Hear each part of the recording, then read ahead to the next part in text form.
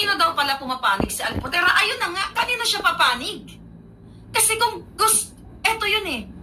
Sabi ko nga, una ko palang sahig, alam ko na ang mga kwento. Ano ang sabi ko kay Spokes? Hindi ito maganda. Although alam ng taong bayan yung real issue, pero hindi na to kasi out na to eh, personal na ito eh. Sabi ko alam ni Hari yan, wala akong pakialam sa kanila. Sabi ko, hindi yan ang pinunta ko dito. I'm here to show support, mamit ang mga DDS, mamit ang mga nagmamahal sa bayan, yon. Kaso lang, magtatanong ka ngayon, bakit niya pinigilan ang antay-bangag, ngiwi, mangga, lahat? Bakit si Alpotera nasasaktan kapag kami ay may bangag-bangag, at bakit yung kanyang Joma season aligned na mga iro? Joma season aligned, marami doon. At ang bangag aligned iro ay nagsama-sama sila. If you love the Dutertes, hindi mo sisirain ang isa sa pamilya nila. Hindi mo sisirain si Hanilet na nanay ni Kitty. Dahil pag sinira mo ang nanay ni Kitty, masasaktan ang tatay niya. Sino ang tatay niya? Si Pangulong Duterte. Yan ang katotohanan. If you claim sa dahig na ikaw ay reyna tycoon ng isang bus chuba-chucho company, why in the hell na nakikisiksik ka sa isang apartment na maliit lamang? Although ako, hindi ko yan hindi sa pag-lockdown yan. Dahil ako, second time around, tumira ako. Okay, itodo ko na.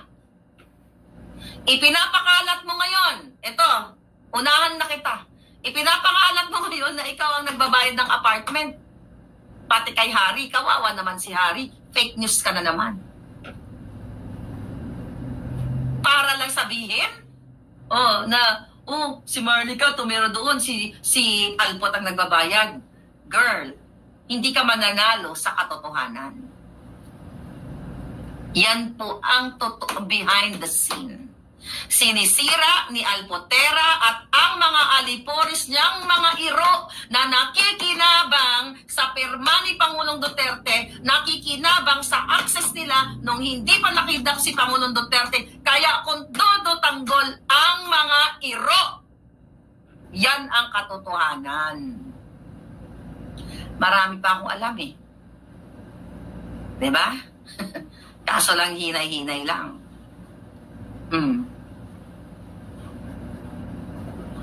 Alam nyo na yun. Alpotera, that's the new name. You know it already. Alpotera is the name. Yan ang bagong pangalan. Ngayon, yan lang ang question ko sa inyo. Ako? Bakit ako nasa dahig? Ako ba ay tatakbo? Hindi. Dahil unang-una, sa fabricated crimes ulit ang ibinibigay sa akin ng bangag. Diba? Hindi ka makauwi ni Harry Roque dahil gugurgurin kami.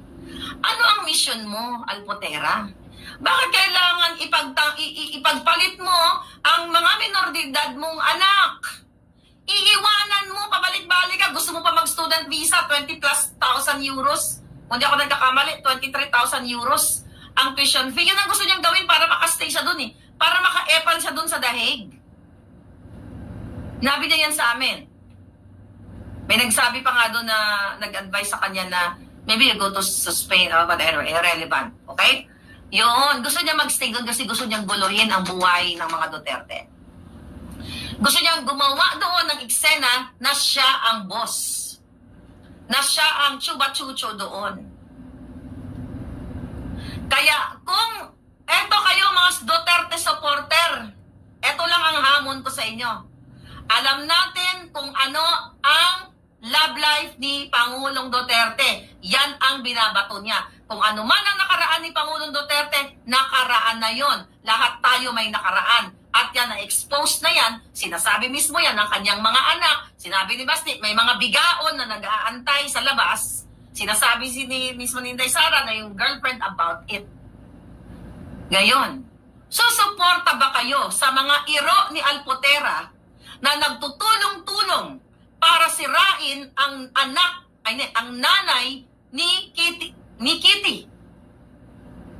Yan ang missing piece ng ating series ng kwentong ito.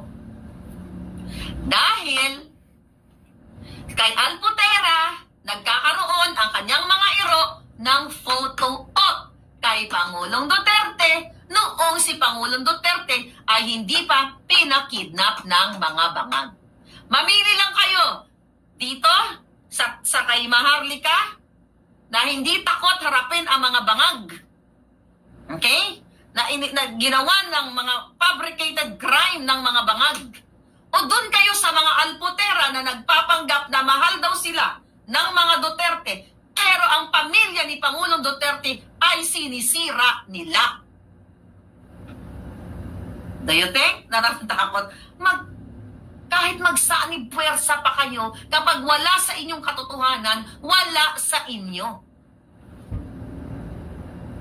Yan po ang mga iro doon sa dahig. Alam ni Ma'am Hanilet yan. Hindi na nga siya komportable doon eh. Dahil alam niya na yung mga iro doon ni Alputera, nasusungal-ngalan yon, na papakimkim, nakakalamon. You have to know. Kaya nga nila pinapahiya yung mga, kaya nila, pinahiya, binastos nila yung mga DDS, Makbang Maisog members, iba't ibang bahagi ng Europa. Kasi gusto nilang magari-arian doon.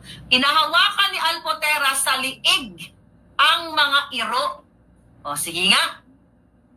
You ask pictures? We have pictures together sa apartment. Nakita niyo yung video. O, nakita niyo yung video, di ba? Pakita ko ulit sa kapapasok lang. Siya pa ang sumundo sa amin eh. O, huwag tayo magsinungaling dito, girl. O. Dali ah.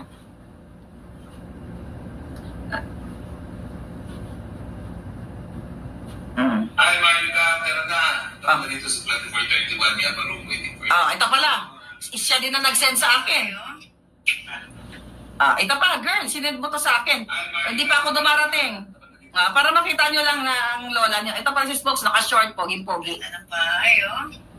Okay, tingnan natin Ito'y bago ako pumunta sa Hague Ito. Ito, si Spokes Carrero. Okay. Okay. Meron na. Tama na dito sa 2431. Sandali. Hi, Marika. Meron na. Tama na dito sa 2431. We have a room waiting for you. Come on. Ganda ng bahay, Nababosesan niyo ba? Nababosesan niyo ba? Huwag ako, girl. Ay, binigyan ka ng tsansa na pag-usapan natin to, kasunduwag ka.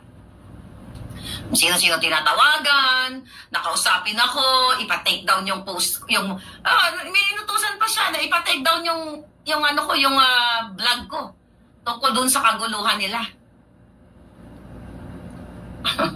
Nasa inyo yan Hindi ko kayo pinipilit na maniwala sa akin. I wish na journal ko lahat. Pero I try to remember everything. Marami pang iba. So, ang sa akin lang, mga kababayan, paano nyo meron pang pinaka masusuklam kayo. Pero ito, very sensitive to. Hindi ko, I don't know kung sasabihin ko to, itong issue na ito. Depende. Hingi ako ng advice. Okay? Hingi tayo ng advice. Yan ang katotohanan.